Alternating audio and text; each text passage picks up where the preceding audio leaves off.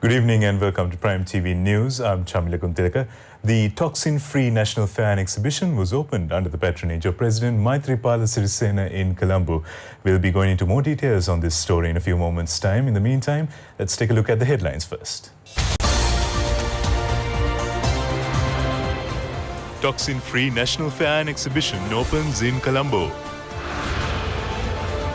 Conclusion ceremony of the Yaunpura Youth Camp is underway in Veeravilla.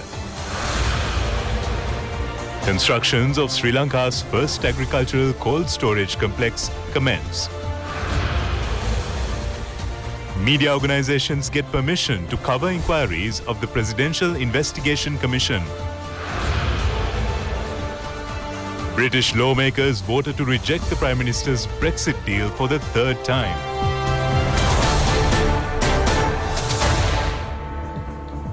The impasse in the House of Commons indeed causing a great deal of uncertainty in the Brexit process for Great Britain.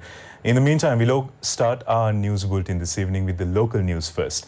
The toxin-free National Fair and Exhibition was opened under the patronage of President Maithripala Sirisena in Colombo. The fair and the exhibition will be opened until Monday at the BMICH in Colombo. After opening the exhibition, the President made an observation tour of the premises. The trade stores which have been open, giving the opportunity to consumers to take food without toxins for the new year, also provides knowledge on many sectors. The National Fair and Exhibition has been organized by the Sri Lanka Jatika Mahasabha and the Women's Development Services Cooperative Society. MP Venerable Athuruliya Ratanathera was present on the occasion.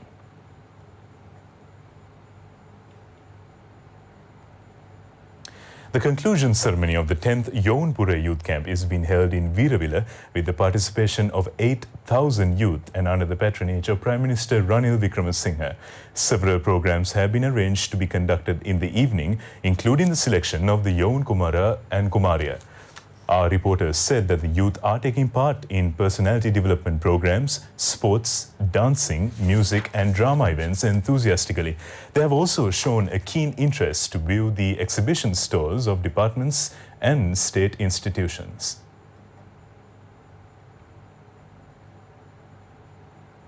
The constructions of Sri Lanka's first agriculture cold storage complex were commenced today under the patronage of Minister Dr. Harsha De Silva. 300 million rupees under Indian assistance and 200 million rupees by the Sri Lankan government have been allocated for the project. The storage complex has the capacity to store 5,000 metric tons of surplus vegetables and fruits. The project is expected to be completed before the end of this year. Plans have been drawn up to build such cold storage facilities in Cap Petipola, Jaffna and Abilipiti areas. Expressing his views on the occasion, Minister Harsha De Silva pointed out that a considerable amount of vegetables produced in the country is wasted without being used at present. A large group of people, including the Indian Deputy High Commissioner Dr. Silpa Kapel Ambole and Indian High Commissioner Taranjit Singh Sandhu, were present on the occasion. Media organizations have been given permission to cover inquiries of the Presidential Investigation Commission. The Presidential Investigations Commission said that media organizations have been given the opportunity to cover inquiries from the 1st of next month.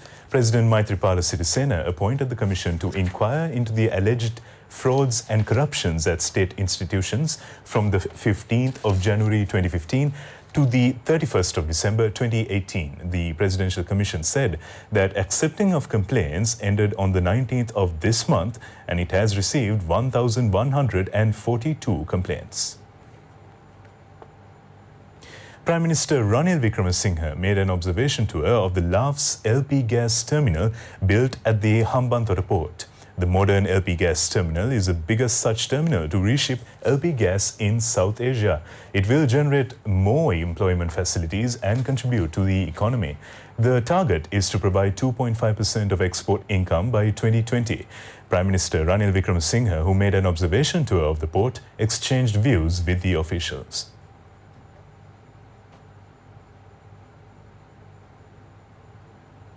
The Parliament Committee has approved nominations for 14 diplomatic appointments. The Parliament Committee on high-ranking posts have approved the names of 14 diplomats. 14 senior officials in the Grade 1 of Sri Lanka Foreign Service are scheduled to be appointed as heads of embassies. Mrs. K.D. Seniviratne will be appointed as Sri Lanka's permanent UN representative in New York. Mr. Rodney M. Pereira will be appointed as Sri Lanka's ambassador to the US. The Road Development Authority has decided to implement a new traffic plan from the 2nd of next month for the buses plying to Colombo through Rajagiriya. Accordingly, buses plying on the Parliament Road will move into Kota Road through Velikada Junction and travel to Ayurveda Junction. Instead of the bus halt near Rajagiriya flyover, the bus halt on Kota Road will be used. The bus halt in front of the Ayurveda Hospital will be used instead of the bus halt at the Ayurveda Junction on Parliament Road. Chairman of the Road Development Authority, Nihal Suryarachi, said that the new plan will come into effect from the 2nd of April.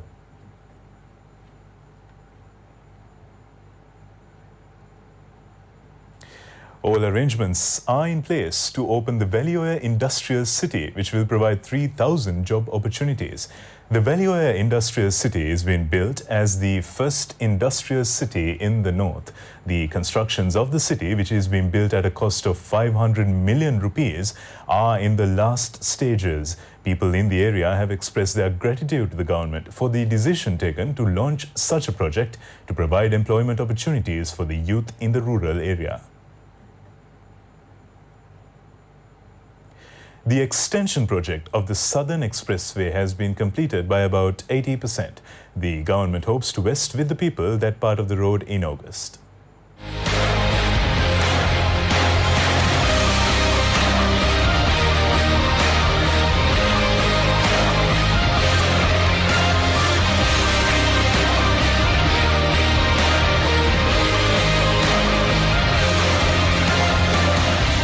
The extension project of the Southern Expressway is implemented from Mathura to Hambantota.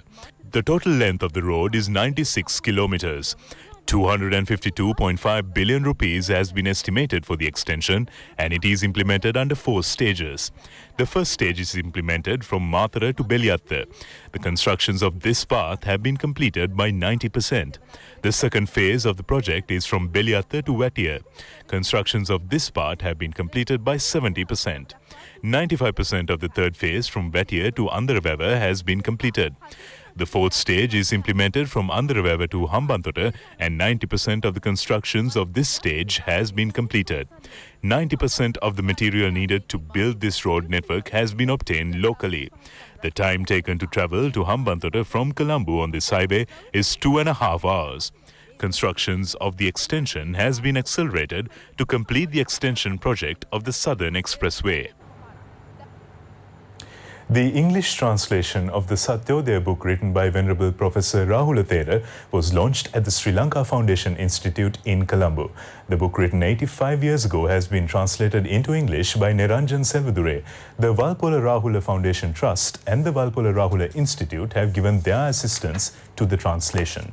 Expressing his views on the occasion, Venerable Galkanda Dhammananda Thera said that the book is a good reading material for the society which goes after myths on Buddhism. Still on local news tonight, 3 people have died and 2 others have been injured in an accident involving 2 motorcycles in Eravur in Batticaloa. The 2 motorcycles have collided at the Eravur-Bandaramula area. Police said that the 2 motorcycles have caught fire with the accident. The 3 deceased have also been burnt. The 2 injured individuals have been admitted to the Batticaloa hospital.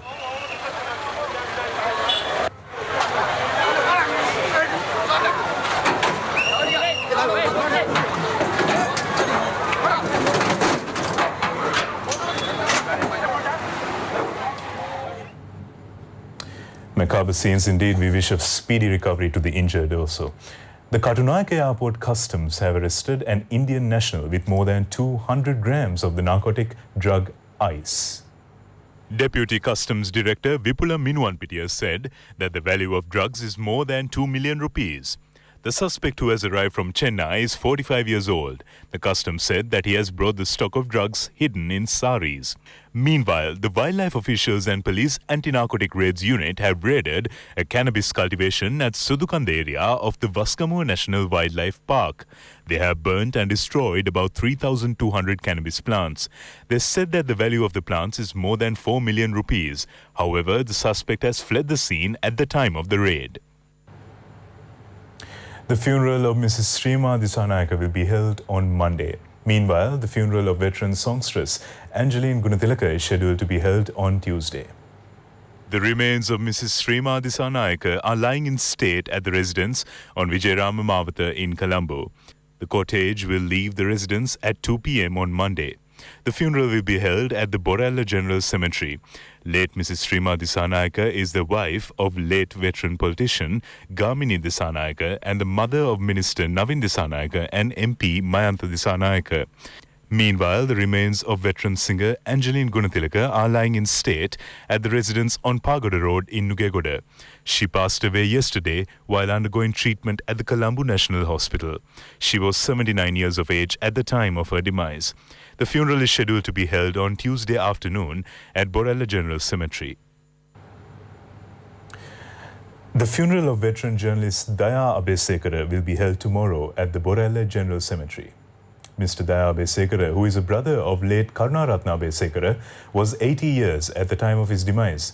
He won the hearts of viewers by presenting the Rupees and Cents program of the ITN.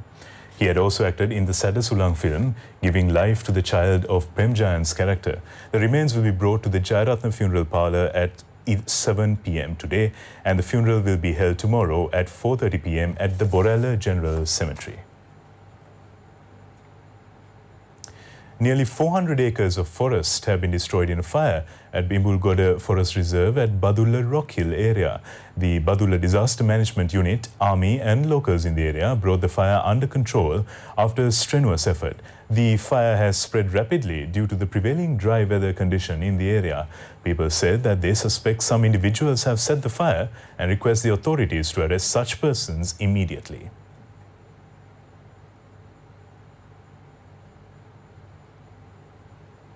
The Digamadulu Navodaya Industrial and Trade Exhibition commenced at the Ampara H.M. Veerasinghe grounds. It commenced under the patronage of Ampara District Secretary D.M.L. Bandaranayaka. It has been organized by the Ministry of Primary Industries and Social Empowerment, Ampara District Secretariat and the Ampara District Commerce and Agriculture Board. People will get the opportunity to join programs on Enterprise Sri Lanka and Gamperalea projects. They will also be able to take part in information technology programs, and briefing sessions will be conducted to educate business and farming communities. The public will be able to purchase goods at fair prices for the festive season. The exhibition will consist of many events, including children's sports and music shows. The Industrial and Trade Exhibition will be kept open from 10 a.m. to 11 p.m. tomorrow. Well, it's only over the next couple of hours during qualifying for the Bahrain Grand Prix where we really get to know whether the Scuderia Ferrari have stolen a march on their Mercedes driver and can win the Bahrain Grand Prix tomorrow. In the meantime, this concludes our news for tonight. Prime TV News will return tomorrow, and you can log on to www.itnnews.lk for further information. I'm Chamila Guntilaka signing out. Good night.